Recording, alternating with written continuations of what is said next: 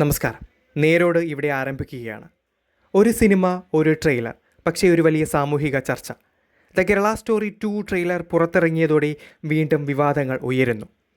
ഇതൊരു സാധാരണ സിനിമയാണോ, അല്ലെങ്കിൽ സമൂഹത്തെ ബാധിക്കുന്ന ഒരു അവതരണമോ? ആദ്യ ഭാഗമായ ദ കേരള സ്റ്റോറി പുറത്തിറങ്ങിയപ്പോൾ തന്നെ വലിയ ചർച്ചകളും പ്രതിഷേധങ്ങളും ഉണ്ടായിരുന്നു. ഇപ്പോൾ രണ്ടാം ഭാഗം അതേ രീതിയിലുള്ള ചോദ്യങ്ങൾ വീണ്ടും ഉയർത്തുകയാണ്.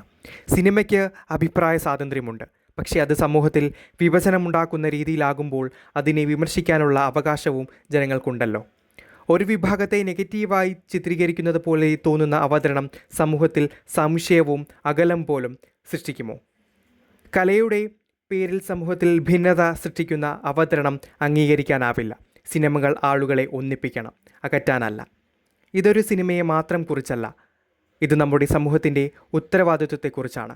നമ്മൾ കാണുന്ന ഉള്ളടക്കം നമ്മുടെ ചിന്തയെ സ്വാധീനിക്കുന്നില്ലേ എന്ന് നമ്മൾ ചിന്തിക്കേണ്ട സമയമാണിത്. സിനിമകൾക്ക് സ്വാധീനമുണ്ട്, സ്വാതന്ത്ര്യമുണ്ട്, പക്ഷേ സമൂഹത്തിനും വിമർശിക്കാനുള്ള അവകാശമുണ്ട്. നന്ദി, നമസ്കാരം.